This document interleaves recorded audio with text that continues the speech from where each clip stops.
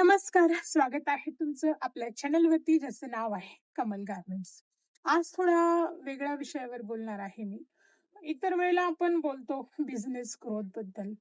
आज बिझनेसची ग्रोथ कमी झालेली आहे. प्रत्येक क्षेत्रामध्ये तुम्ही बघू शकता, की जो व्यवसाय आतापासून 3-4 वर्षापूर्वी जसा चालत होता, तो मागच्या वर्षीपासून किंवा ह्या वर्षीपासून थोडासा कमी झालेला आहे. याचं कारण काय असेल बरं?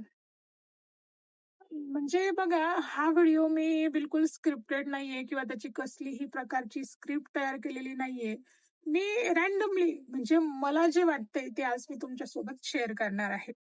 तर बघा एवढ्या 2 वर्षामध्ये ना किंवा मग कोरोनापासून म्हणू शकतो आपण, की बऱ्याच लोकांचे जॉब गेले आणि जॉबमध्ये पेमेंटच एवढं कमी मिळतं ना, की लोकांचं जे सर्व्हाइव्ह जे आहे ना, घर खर्च वगैरे, ते सुद्धा चालवणं मुश्किल झालेलं आहे. मग लोकं काय करतात, की इकडून-तिकडून बँकांकडनं कर्ज घेऊन किंवा थोडंफार इकडून-तिकडून मॅनेज करून आणि कुठलाही एखादा व्यवसाय सुरू करतात.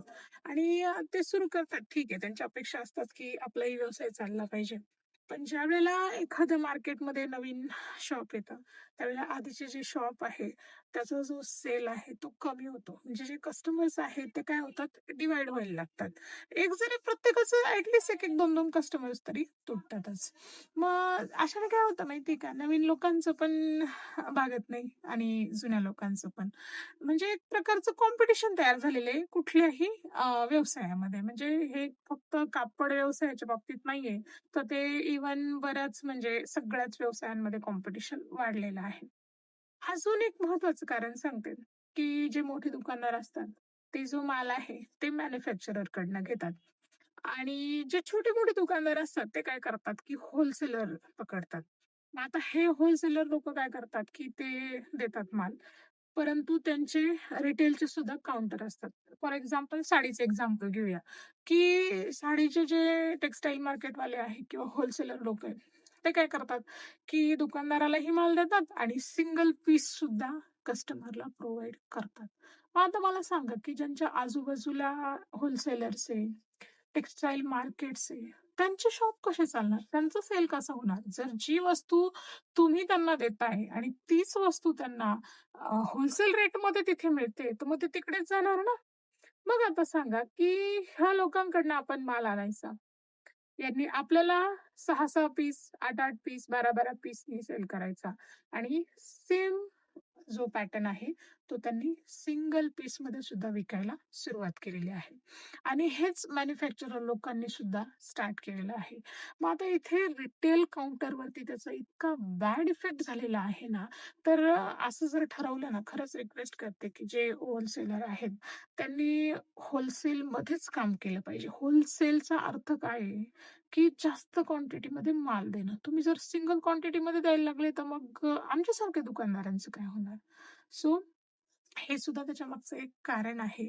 सो कॉम्पिटिशन ही प्रत्येक क्षेत्रात आहे आणि ह्या कारणांमुळे थोडासा पहिल्यापेक्षा आत्ताचा जो सेल आहे, तो बऱ्यापैकी डाऊन झालेला आहे.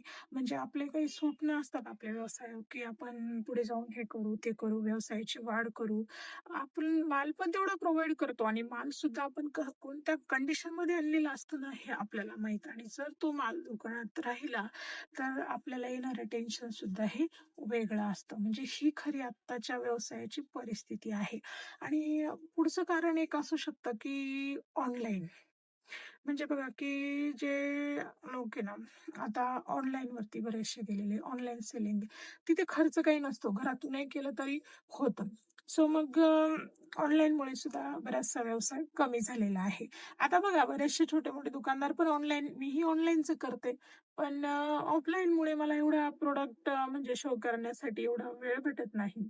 आणि ठीक आहे ना, छोट्या-मोठ्या दुकानदारांकडनं तुम्ही घेताय, ठीक आहे, तुम्हाला कमी प्राईसमध्ये मिळतं. त्यांना ॲसेट मॅनेजमेंट नसतं, त्यांना एम्प्लॉयीचा खर्च नसतो, त्यांना रेंट भरायचा नसतो. त्यामुळे थोडंफार रेट इकडे-तिकडे केले तरी परवडतं. पण तुम्हाला मालाची क्वालिटी येते का? तुम्हाला जशी एक्स्पेक्टेड आहे, मी आता गिरायकांशी बोलते, की तुम्हाला जी एक्स्पेक्टेड क्वालिटी आहे, ती तुम्हाला मिळते का? ज्यावेळेला तुम्ही एखाद्या लोकल शॉपमधून खरेदी करतात, त्यावेळेला तुम्हाला तो जो कपडा आहे, ती वस्तू आहे ती तुम्हाला प्रत्यक्षात हाताळायला मिळते. त्याची क्वालिटी चेक करता येते, फॅब्रिक चेक करता येतं. ते ऑनलाईनमध्ये नसतं. आणि मग तुम्ही घेऊन रिटर्नसाठी सुद्धा रिटर्न पॉलिसी असली तरी ते रिटर्न किती इझी होतं हे तुम्हाला माहिती आहे का? किती त्याच्यामागे कॉम्प्लिकेशन्स आहेत. मग का तुम्ही असं? आणि त्यात अजून की ज्या फॉरेन कंपनीज आहेत, त्यांना तुम्ही मोठं करताय. Amazon सारख्या कंपनीज आहेत. का? ज्यावेळेला आपल्या सगळ्या जगामध्ये कोरोना आला, त्यावेळेला प्रत्येकाला असं नाही की कोणी बिना कपड्यांचं होतं. सगळ्यांकडे ऑलरेडी कपडे असतात. त्यामुळे ठीक आहे. पण ज्याच्या घरात नवीन बाळ झालेलं आहे ना, त्यांनी आठवा, की त्या बाळाला घालायला तरी कपडे होते का त्यावेळेला? मग त्यावेळेला का नाही तुम्ही Amazon वरती ऑर्डर केली? त्यांनी तर कोरोनाचा फक्त सुरुवातच झाली होती, तरी साइट्स बंद करून टाकलेल्या होत्या. मग त्यावेळेला तुम्हाला कोण कामं आले? त्यावेळेला लोकल दुकानदारच कामं आला. त्याने स्वतःच्या जीवाची पर्वा न करता, घाबरून का होईना, दुकानाच्या पाठीमागच्या दरवाजाने तुम्हाला वस्तू दिलेल्या आहे. हे तुम्ही विसरता कामा नये. सो माझं हेच म्हणणं आहे, की तुम्हाला काय जी पर्चेसिंग करायची आहे, ती शॉपमधून करा. ऑनलाईन न करता तुम्ही डायरेक्टली कपडा चेक करा आणि विचार करा ना, काही दिवसांनी जर मार्केटमध्ये कस्टमरच नाही राहिले, तर मग काय? मार्केटमध्ये काय राहील सांगा? आणि आज बघा, की प्रत्येक जण हा कुठल्या ना कुठल्या व्यवसायामध्ये इन्व्हॉल्व आहे. म्हणजे असं ठीक आहे, माझं कापड दुकान आहे, कोणाचं किराणा शॉप असेल किंवा कोणाचं अजून काही असेल. मग सपोज मी ठरवलं, की मला किराणा ऑनलाईन ऑर्डर करायचा आहे. तुम्ही ठरवलं मला कपडे ऑनलाईन ऑर्डर करायचे. मग मी जर किराणा दुसरीकडून ऑर्डर केला, तर तुमचं नुकसान आहे. म्हणजे आपण एकमेकांचं नुकसान करतोय. लक्षात घ्या. म्हणजे प्रत्येक जण असं नाही, की फक्त कापड व्यवसायाशी रिलेटेडच बोलतेय मी. प्रत्येक म्हणजे तुम्ही तुमचे फॅमिली मेंबर किंवा तुमचे नातेवाईक हे कुठल्या ना कुठल्या व्यवसायात इन्व्हॉल्व आहे. तुम्ही असा विचार केला, की मी एखादी वस्तू ऑनलाईन ऑर्डर केली तर काय फरक पडतो? माझं व्यवसायाचं काय नुकसान आहे? हाच विचार दुसराही करतो. सो असं न करता लोकल दुकानदारांनाच तुम्ही सपोर्ट करा आणि इथे येऊन प्रत्यक्षात खरेदी करा. Thank you so much.